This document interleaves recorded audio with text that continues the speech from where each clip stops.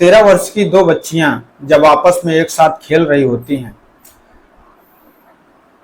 उसी समय एक बच्ची के पेट में अचानक दर्द होने लगता है और वो दर्द इतना भयंकर होता है कि उससे उसका दर्द बर्दाश्त नहीं होता।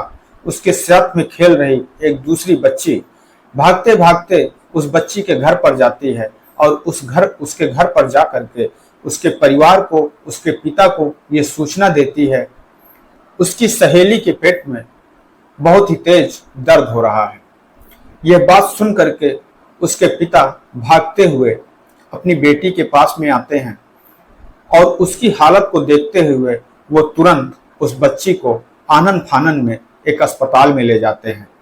और जब उस बच्ची को वो अस्पताल में लेकर पहुंचते हैं और डॉक्टर उस बच्ची का मेडिकल करवाते हैं और जब उस बच्ची की मेडिकल रिपोर्ट आती है तो उस बच्ची की मेडिकल रिपोर्ट को देख करके वो डॉक्टर भी हैरान हो जाते हैं।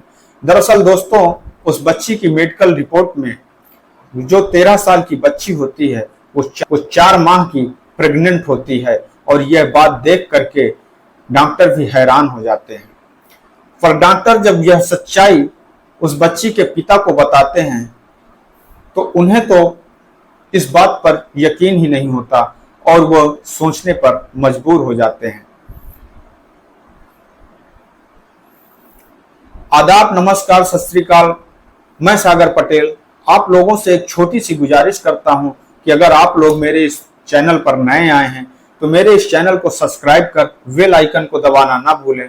अगर आप लोगों को ये कहानी अच्छी लगे तो मेरे इस कहानी को एक लाइक जरूर करें और आप लोग के वीडियो कहां से देख रहे हैं, ये कहानी कहां से सुन रहे हैं, कमेंट करके जरूर बताएं। दोस्तों, इस सच्ची घटना की शुरुआत होती है उत्तर प्रदेश से। उत्तर प्रदेश का एक जिला पड़ता है बुलंदशहर।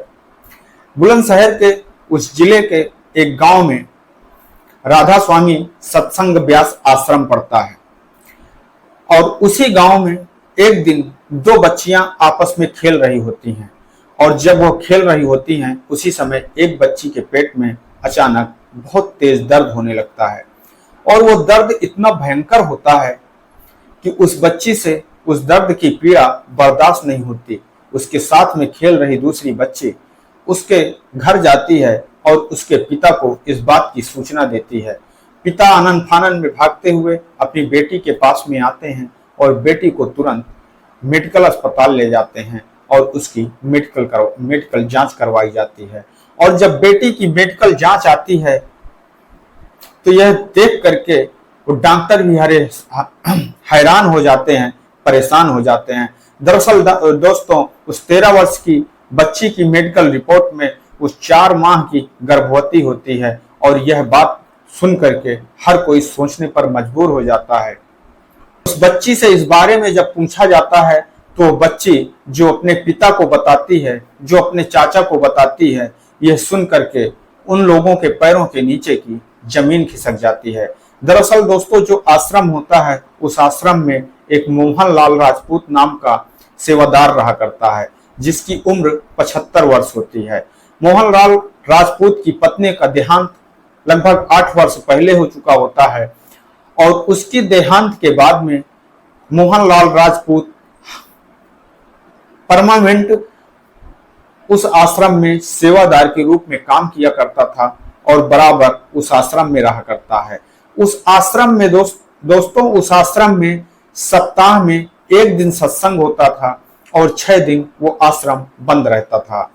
इसलिए अक्सर उस गांव के बच्चे और बच्चियां उस आश्रम के मैदान में खेलने के लिए पहुंच जाया करते थे। उनमें से ये दोनों बच्चियां भी कभी कभार अपने स्कूल से आने के बाद में अपने खाली समय में उस आश्रम में खेलने के लिए पहुंच जाती थी। मोहनलाल राजपूत इन बच्चियों को कभी अपनी साइकिल तो कभी कुछ खाने पीने की चीजें जैसे बिस्कुट वगैरह इनको दे दिया करता था और ये बच्चियां भी नादान थीं और उन चीजों को लेकर के खा लिया करती थी। मोहनलाल राजपूत उन चीजों में कभी नशीली दवाएं मिला देता था और उन नशीली दवाओं का असर जब इन बच्चियों पर होता था और ये बेहोश हो जाती थी तो इन बच्चियों को वो अपनी चारपाई में ले जाता था और बारी बारी से इनका बलात्कार करता था। जब यह बात उनके पिता और चाचा को पता लगती है तो वो परेशान होने लगते हैं और वो थाने में जाकर के मोहनलाल राजपूत के खिलाफ FIR दर्ज करवाते हैं।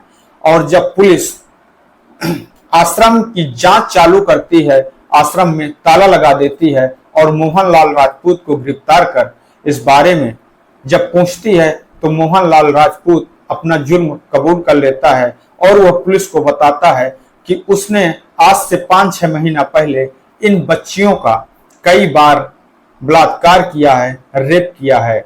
और यह बात सुन करके पुलिस भी हैरान और परेशान हो जाती है, मोहनलाल को गिरफ्तार कर जेल भेज देती है। दोस्तों, इस कहानी को सुनाने का उद्देश्य किसी को परेशान करना नहीं है, किसी को दुख पहुंचाना नहीं है, बल्कि आप लोगों को सजग करना है, सतर्क करना है। मैं आपका दोस्त सागर पटेल इन्हीं शब्दों के साथ में आपसे विदा लेंगे। कल फिर मिलेंगे किसी एक नई सच्ची घटना के साथ। तब तक के लिए नमस्कार। जय हिंद, जय भारत।